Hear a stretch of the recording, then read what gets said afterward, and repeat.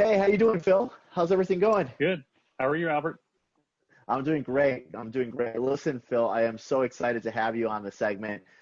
Thanks again for taking the time to join me.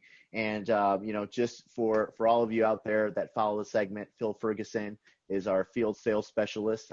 He handles part of Dallas, and he also handles Oklahoma. But he is the man from the great state of Texas. So I really do appreciate you joining me. And before we start, I see a lot of memorabilia behind you, so I have to know the story behind Godzilla.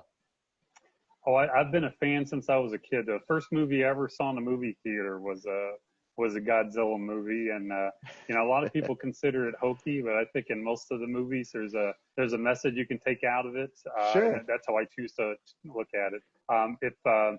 If you're on my LinkedIn page, there's actually a little short story I did about my whole fandom and how it came to be. So if you're ever super bored, you can go read that. Excellent. And one of the things I remember in one of the communications that we had in the meetings, I understand that you actually dressed up as Godzilla for an association meeting. Yeah, well, it's not the first time I've done it, but yeah, we had an agent meeting, and we wanted to do something unique, and our marching orders were wear something that'll be memorable. And I said, oh, well, I got you Right. covered on that. So yeah, Godzilla made an appearance in Tulsa, and I'm sure it was memorable to the people that were there.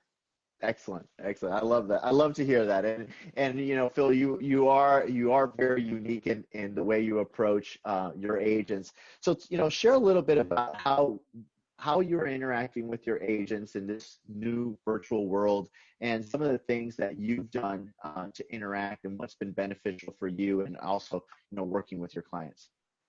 Yeah, so great question. Obviously, these are unprecedented times. We never had to go through this before, and there's not really a playbook on what to do. So I kind of approached it. I wanted to make sure that our agency partners knew that we were here, we were available, we're fully equipped and ready to help. So proactively, we've been sending out communication for different things, just to let them know all the departments are available. Recap a lot of training we can do. It's a good Sure. time for a lot of agents to be doing some training, because they might have some additional time for that. Making sure they knew about some webinars we had scheduled, providing them cross-sell lists and things like that. So we want to try to help them out however we can in whatever way we can. And so far, it seems to be successful.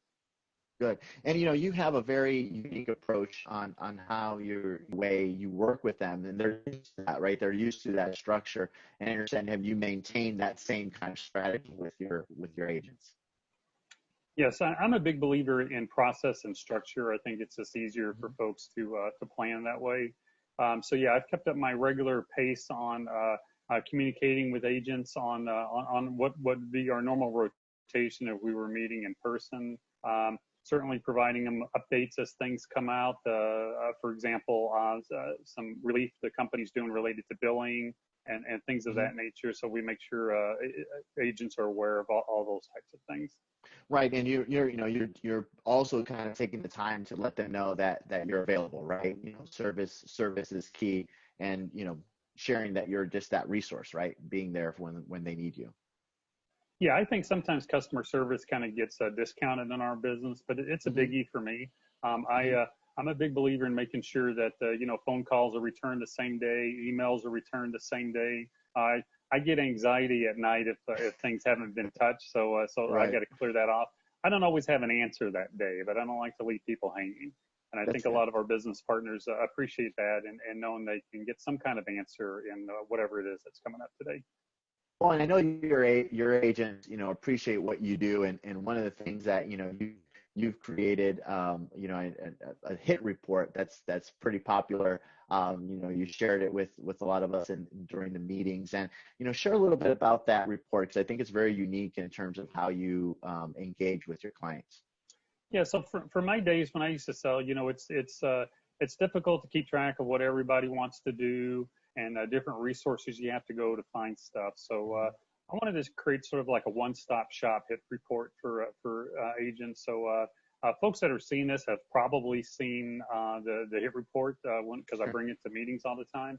But it basically just outlines, our top 5% of our classes, underwriting contacts, service contacts, my contact information, our exposure definition, all that stuff all on one easy to read page. So the idea is, someone could just pin it up in their cubicle, save it to their desktop, maybe put it in a binder or whatever. But as things come up that's small business related, it's easy just to flip to the one page and kind of find out what you need. And people seem to enjoy using that. Good, good. And I think it's important to have, quick information so that way they understand, a little bit of where CNA can be helpful to them, right? You're giving them kind of that information so they can refer to and say, okay, this is an opportunity I'm going to go ahead and send over to Phil. So I know that they appreciate that. Talk to me a little bit, Texas and obviously Oklahoma, the states that you manage, they're very unique in terms of the industries that work, and some of the successes that you've had within those states. Talk to me a little bit about the appetite and what you've been doing, and where you've been successful with CNA's product. Yeah, so there's hundreds and hundreds of classes we write in small business, but I think it's helpful for an agency to know where you're having the most success. Where's it going to be easiest for them to place business and be successful instead of sort of fishing constantly to find something, So I give them the classes where we're most successful, but also try to put it in broader buckets where it's easy for them to digest. So technology, for example, that's an easy one to talk about without having to go too far into the weeds on different technology accounts. But tech in general is good for us. Professional is good for us, So I usually position that with folks if you're working with someone that needs a college degree or a license of some sort to do whatever it is they do for a living, it's probably a good account for us. So I try to position things that way to make it a little bit easier to remember, and it helps folks stay focused on stuff they can be most successful with this app. Well, good. And I know you also, you share a lot of information with your agents. Obviously, your organization and your process is extremely effective. When you're sharing this information out to the agents out there, and to your customers, what would you want to let them know during this time? What are some of the things that you want them to identify themselves when they work with you, and what would you want to share with them during this time? Yeah, well, I'd like them to think that working with us is a value add. We can help them. Again, letting them know what our capabilities are, where how we can help them, the speed at which we can help them. If they have any, speed bumps along the way, even in different areas within the company, I want them to know that they can use me as a resource to help smooth those out. And I think most people are appreciative of that. And as long as they know they can pick up the phone and call someone and something will happen, I think a lot of people like that because it doesn't always happen nowadays. So it's nice just to provide that value added benefit. No, it's important to be there, and I think that what you're talking about is picking up the phone is huge during this time. So I think that your agents in your area are really lucky to have you, Phil. So listen, I want to first of all thank you for joining me on the segment. It's great to have you on. I know you've been very successful in your territory. You're going to continue to grow that territory that you've had now for a few years.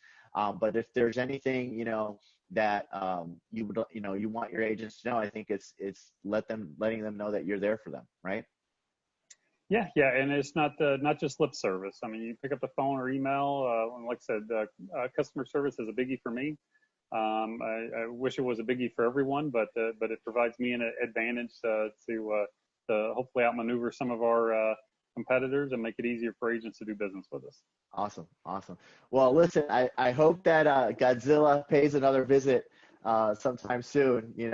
Well, I've got an oldie but a goodie here. So folks of a certain age may recognize this guy, but this is a Shogun Warriors Godzilla from 1976. So it's a classic toy, and he rules the room. So listen, Phil, thank you so much for joining me. Look forward to connecting with you soon, and hope to see you at the next sales meeting we have.